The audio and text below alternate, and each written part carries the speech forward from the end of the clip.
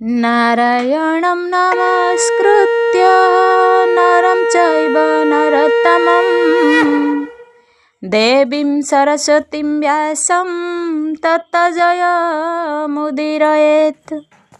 मूकं करोति वाचालं पङ्गुं लङ्घयते गिरिं यत्कृपातमहं वन्दे परमानन्दमाधवम्। निगमकल्पतरुगलितं फलं सुखमुखादमृतद्रवसंयुतं पिबत भागवतं रसमालयं मुहुरः रसिका भुवि भावुक। दर्शक बंधु, आज आम माने पढ़िबा एकादशी महात्म्य। एकादशी एमिति एक उपवास जोटा कि प्रभु नारायणंकर बहुत प्रिय। तेणु चलतु आज यही एकादशी महात्म्य विषय पढ़िबा। आज हेउछि बरुथिनी एकादशी। तेणु चलतु यही बरुथिनी एकादशी कले कौन फल मिले यही वीडियो माध्यम आपण माने जानि परिबे। हाँ, चैनल जदि नुआ अछंती सब्सक्राइब निश्चित भाव में करेंगे और बेल आइकन टी को प्रेस करनेबे, कहीं मुझे कौन सी वीडियो अपलोड करी ताहा आपण मानंकु बहुत जल्दी नोटिफिकेशन पहुँची जीव। चलतु आरंभ करिबा। एकादशी महात्म्य। एकादश अध्याय। युधिष्ठिर उवाच। कहन्ति राजा युधिष्ठिर, सुन हे प्रभु दामोदर, वैशाख कृष्ण एकादशी, केउ नामरे ताकु भासी, प्रकाश करन्तु महिमा,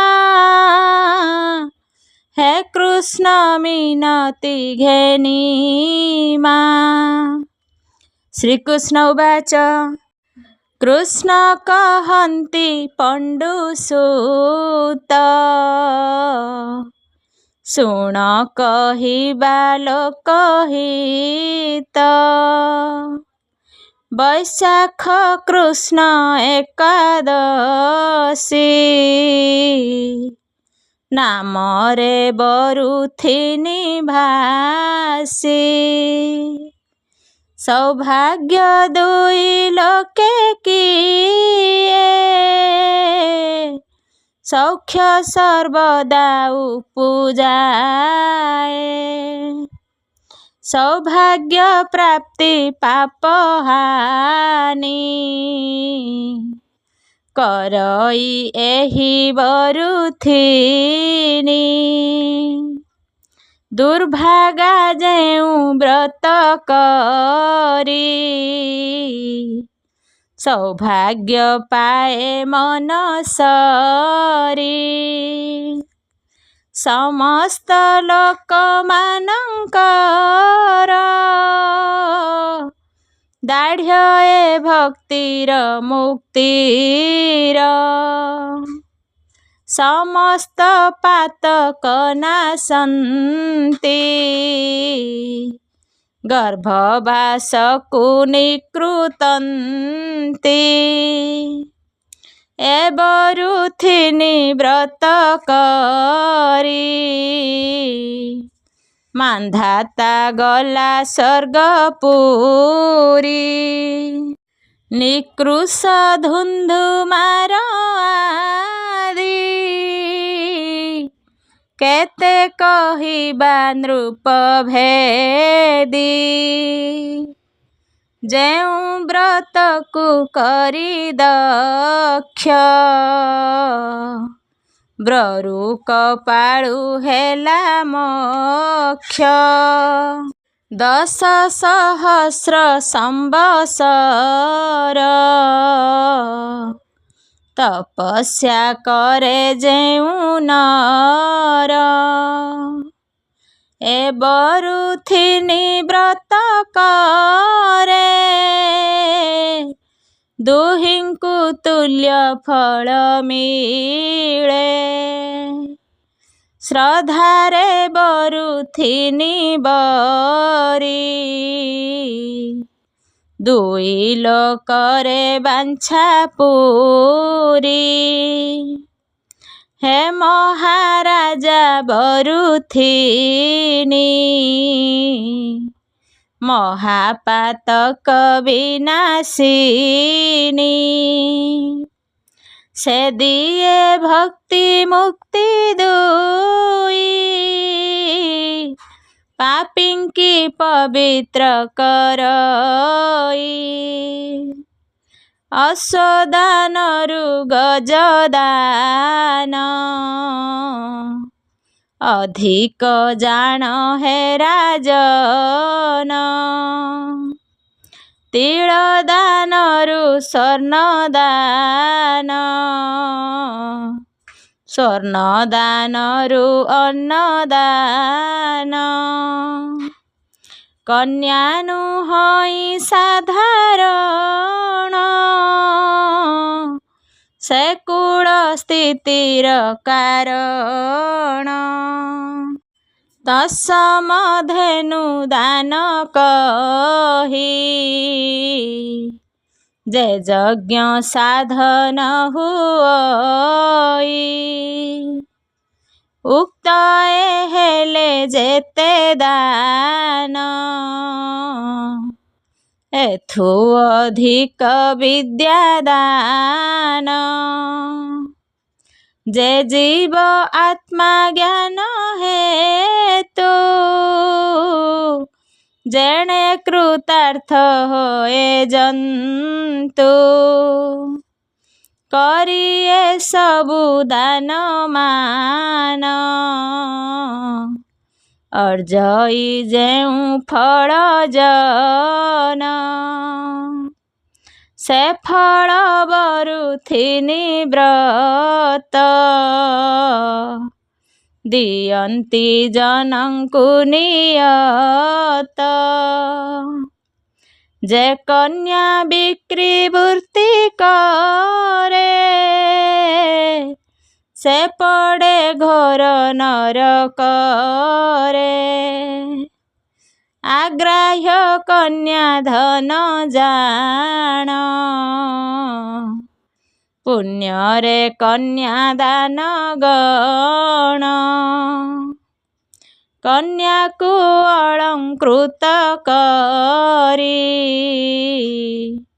जे विप्र पात्र अनुसरी ता पुण्य चित्र गुप्त हेले कही पारिब नाही भले कन्यादानर समफल प्राय से जाने नर पाल जे करे बरुथिनी व्रत बैशाख मासरे विदित मांस मधुर मधुशाक पलान्न कौद्रव्य चणक पूर्ण भोजन कांस्य पात्र स्त्री संग जेबा पवित्र ए दश जत्ने दशमी रे वैष्णव व्रत दूर करे पशु न परे अपमान तुमूल जे दंत धावन क्रीड़ा जे निद्रा द्युत हिंसा श्रेय कामादि मिथ्या भाषा एकादशी रे 11 व्रतर नुहई आचार जे पुण्य भजन मैथुन पिष्ट प्रेक्षति समसुमन एमान द्वादशरे छाड़ी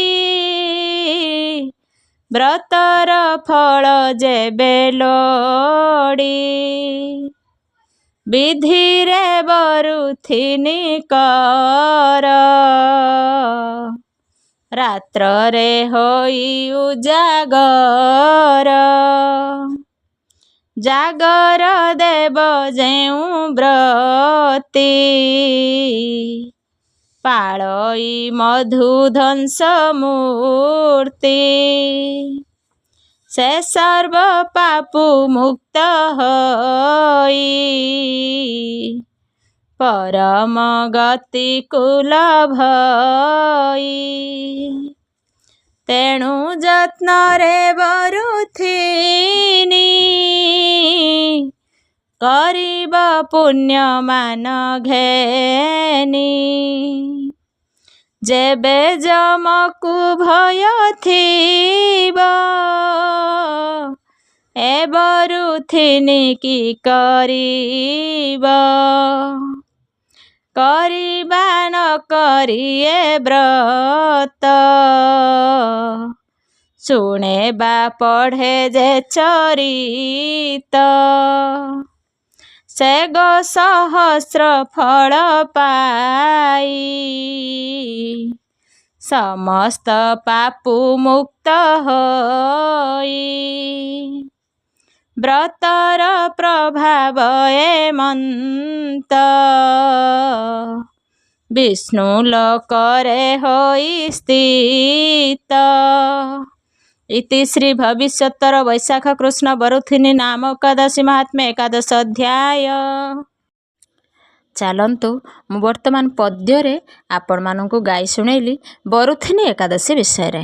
ଏବେ ଚାଲନ୍ତୁ ସେହି ଏକାଦଶୀକୁ ମୁଁ ଆପଣମାନଙ୍କୁ ଗଦ୍ୟ ଭାବରେ ବୁଝାଇ କହିବି। ବରୁଥିନି ଏକାଦଶୀର ମାହାତ୍ମ୍ୟ।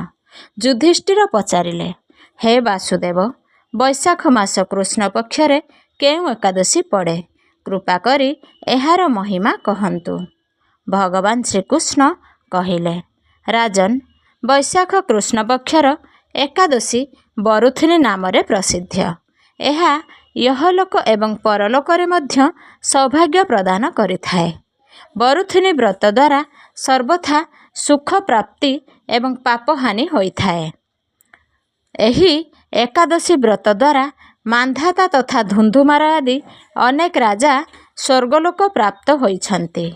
ଯେଉଁ ଫଳ 10,000 ବର୍ଷ ପର୍ଯ୍ୟନ୍ତ ତପସ୍ୟା କଲେ ମନୁଷ୍ୟକୁ ପ୍ରାପ୍ତ ହୁଏ ନାହିଁ, ସେହି ଫଳ ବରୁଥିନି ଏକାଦଶୀ ବ୍ରତ ସେବନ ମାତ୍ରେ ପ୍ରାପ୍ତ ହୋଇଥାଏ। ନୃପଶ୍ରେଷ୍ଠ, ଘୋଡ଼ା ଦାନ ଅପେକ୍ଷା ହାତୀ ଦାନ ଶ୍ରେଷ୍ଠ। ଭୂମିଦାନ ଏହାଠାରୁ ମଧ୍ୟ ବଡ଼। ଭୂମିଦାନ ଠାରୁ ଅଧିକ ମହତ୍ତ୍ୱ ତିଳଦାନ। ତିଳଦାନ ଠାରୁ ବଡ଼ ସ୍ୱର୍ଣ୍ଣଦାନ ଏବଂ ସ୍ୱର୍ଣ୍ଣଦାନ ଠାରୁ ବଡ଼ ଅନ୍ନଦାନ। କାରଣ ଦେବତା, ପିତୃପୁରୁଷ ତଥା ମନୁଷ୍ୟଗଣଙ୍କୁ ଅନ୍ନଦାନ ଦ୍ୱାରା ହିଁ ତୃପ୍ତି ମିଳିଥାଏ। ବିଦ୍ୱାନମାନେ କନ୍ୟାଦାନକୁ ମଧ୍ୟ ଏହି ଦାନ ସହିତ ସମାନ କହିଛନ୍ତି। କନ୍ୟାଦାନ ସମାନ ଗୋଦାନ। ଏହା ସାକ୍ଷାତ୍ ଭଗବାନଙ୍କ କଥନ।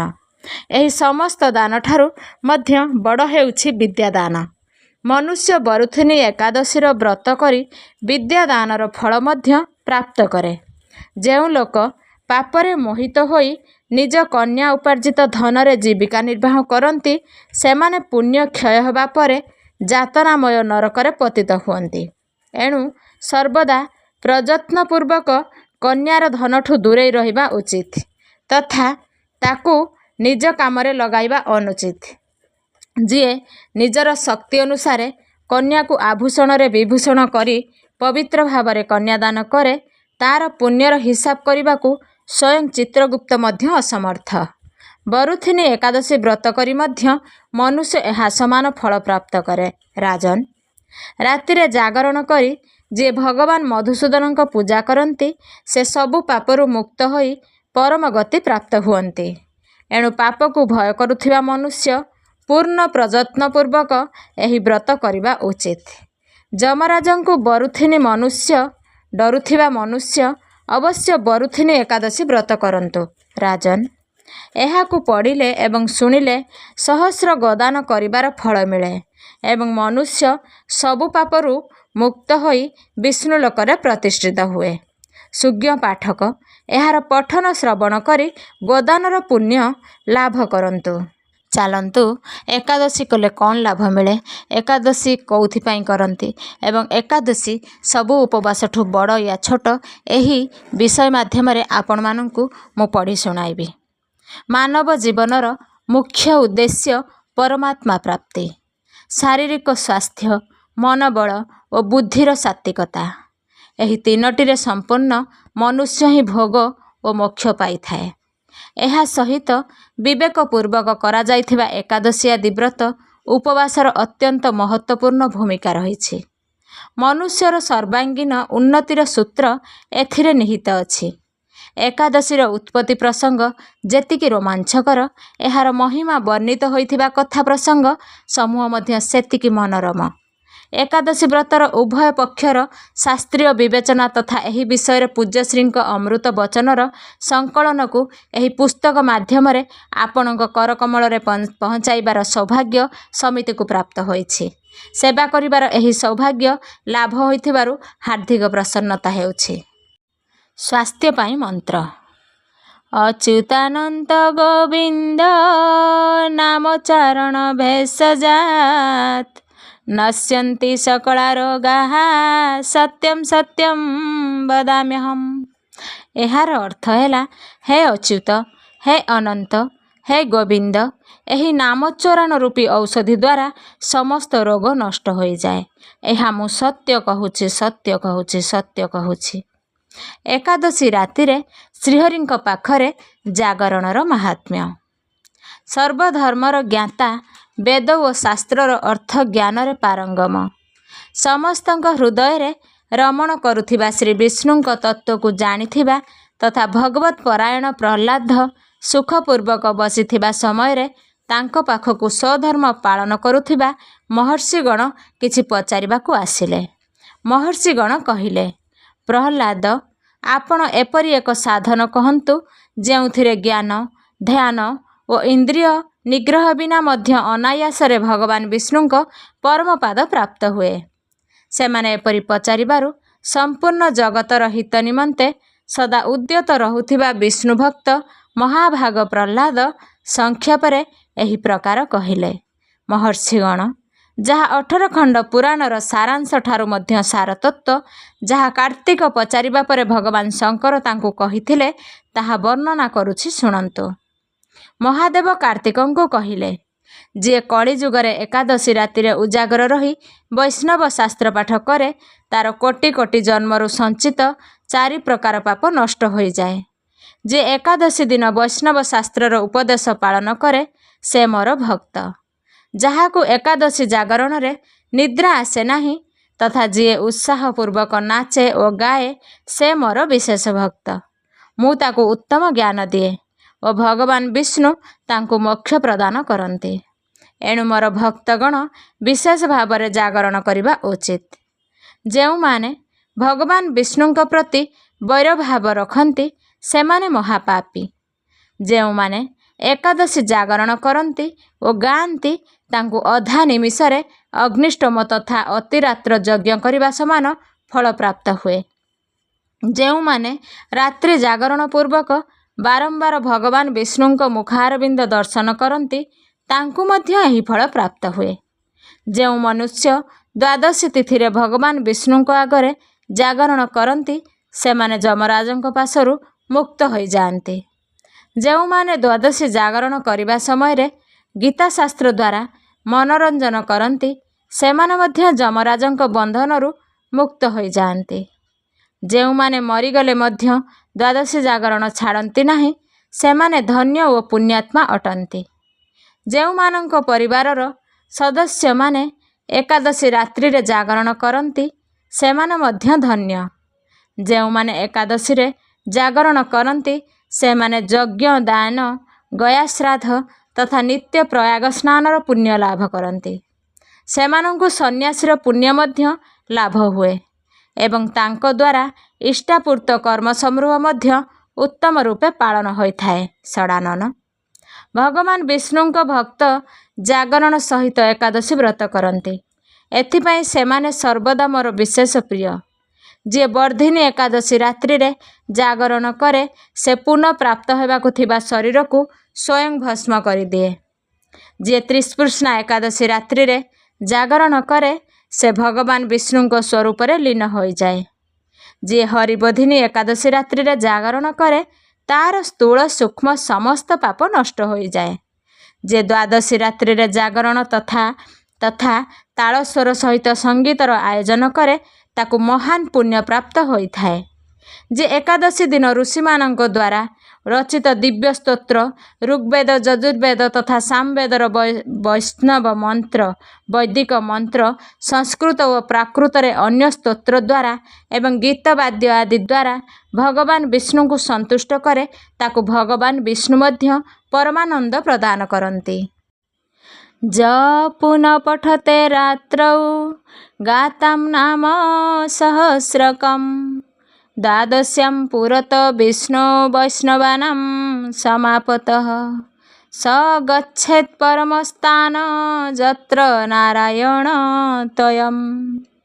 अर्थात जे एकादशी राति रे भगवान विष्णु को आगरे वैष्णव भक्त मानक निकटरे गीता और विष्णु सहस्रनाम पाठ करती से सही परम धाम को यात्रा करती जोठी साक्षात भगवान नारायण विराजमान अछंती। स्कंद पुराण द्वारा पुण्यमय भागवत तथा स्कंद पुराण भगवान विष्णुंकर अति प्रिय। मथुरा एवं ब्रजरे भगवान विष्णु बाल चरित्र रे जो वर्णना करा जाहिछि ताकू जे एकादशी रात्रि रे भगवान केशवंक पूजा सारी पाठ करे तार केते पुण्य लाभ हुए एहा मु मध्य जाने नाही। हुए तो भगवान विष्णु जानी थाई पारंती पुत्र।